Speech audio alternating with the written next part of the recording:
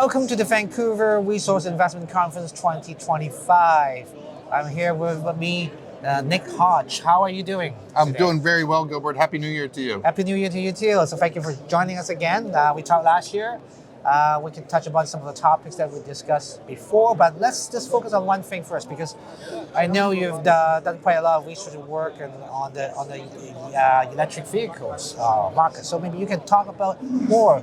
What do you think about EVs? Will they actually really take over the auto industry in the near future? That's what some of our audience really wanted to know. Yeah. Because we see last year a lot of growth in China, but not so much in terms of the sales outside of China. Maybe you can comment a bit on that. In the rest of the world, Yeah. Sure. Yeah, so I don't know if they necessarily need to take over the entire automobile complex to have success via investments, but they are making headway. So we saw some delays in the past year with Ford not having as good a sales as they thought they were going to with their Lightning electric pickup truck. And commensurate with that, we saw a pullback in the lithium price, which is what I watch more closely, right? We had a bubble, essentially, a cycle in the lithium space. We saw it go from $10,000 a ton of lithium carbonate in the late 2010s all the way to $80,000 a ton of lithium carbonate in 2021, 2022. And that bubble sort of burst. As you say, the EV sales were slowing down. But what I see now is sort of a regrouping. The U.S. passed the Inflation Reduction Act in 2023. They assigned tax credits. I see Europe having strong sales, specifically in Norway is now 95% electric or so. And so, it's taken a little bit longer, but I still think that electric vehicles are the future. And I see them being adopted industrially as well. So, you mentioned cars and EVs in China, and I've been a long follower of BYD for the past 10 or 15 years. But now we see it in the industrial space as well, like even mining companies adopting electric heavy haul trucks and things like that. And so I think it's a great time to start looking at lithium stocks if you missed the first run, back down here around $10,000 a ton.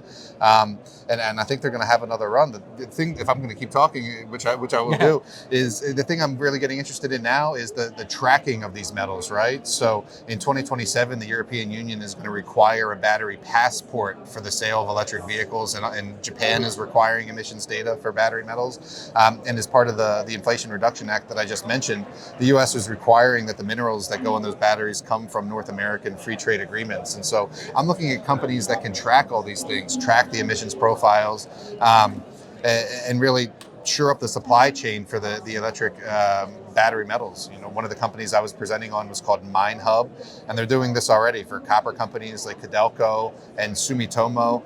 And the shares of MineHub have done really well. We financed them about a year ago at 22 cents, and we're already seeing them, over 50 cents, near 55 cents in the past year.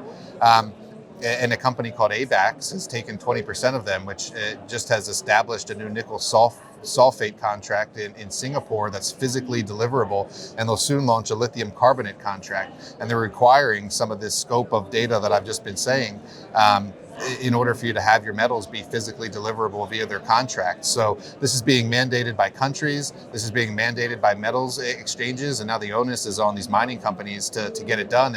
And it really brings mining into the tech sector, right? Because some of this stuff is being tracked on the blockchain, et cetera. And I think it's very important for the mining sector to become digital, not just to track things efficiently and to get rid of fraud, but to get sort of the tech multiples that technologies companies get, and also to bring in younger investors who understand that sort of technological aspect of the business.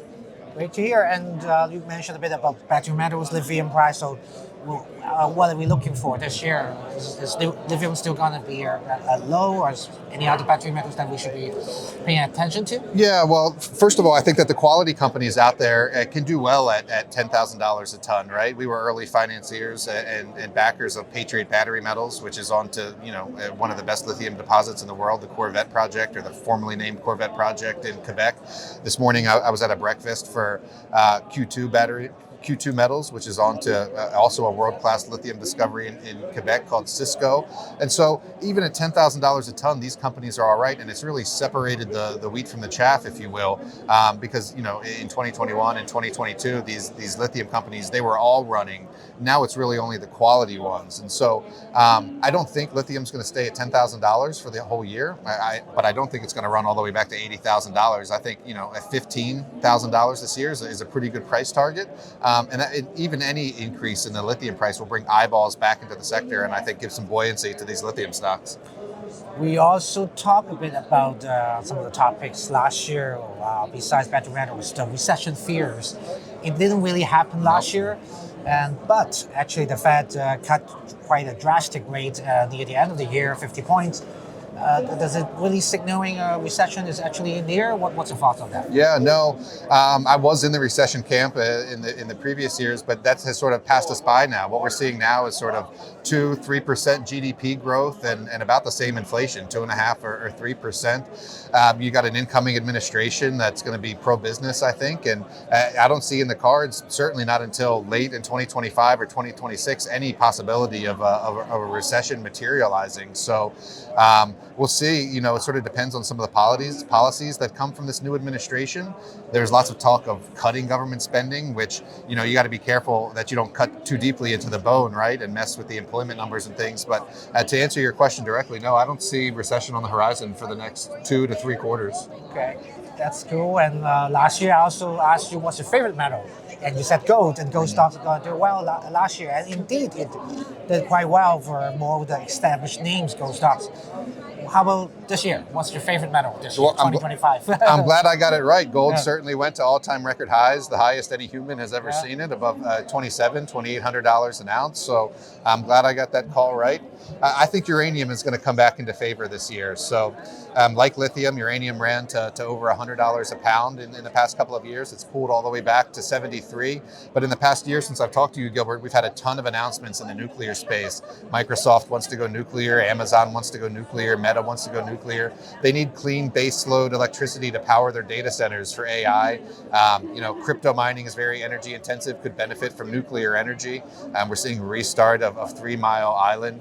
We're seeing Kazakhstan have soft production numbers. The catalysts just go on down the line. The utilities still have to come back in. We're seeing the extension of life of reactors in the United States, and potentially even the construction of new reactors for the first time in a while in the United States. So if I have to pick one metal for 2025, I guess I'm going to go with uranium. Okay, let's see how it will go. So at the end, I want to throw one last question to you. In the midst of all this geopolitical uncertainties in the world, and Trump's in inauguration today, and Canada is going to probably have a new leader pretty soon. What one advice that you will give to a resource investor for 2025? Yeah, focus on yourself and your portfolio. You can control the geopolitics. You can control who gets elected outside of your single vote. Focus on yourself and your portfolio. And, you know, when I get asked this question, you know, one piece of advice for investors, I always answer it in terms of share structure, right? Because properties are important. People are important, catalysts are important, geopolitics are important, as you just said. But at the end of the day, you really need a sound structure. So when I'm evaluating a company, that's the first slide I look at, or that's where I go to on their website to see how many shares are outstanding, at what price were they sold, who owns those shares, and are they reporting? Because what you see a lot in these junior mining companies is, you know, they'll tell you they control a lot of shares or there's a lot of insider ownership, but those shares aren't necessarily registered in their name, i.e. they're not reporting, so they can sell without having to file documentation with the exchange. You really want to nail down all the answers to those questions and know where all the cheap shares are at, if there's any out there, and that's where I go from the share structure up to evaluate a company. So pay close attention to that. Thank you for your time, Nick. Thank you for sharing your insights with us here today. I appreciate the invitation. Good to see you. Thank you. Good to see you.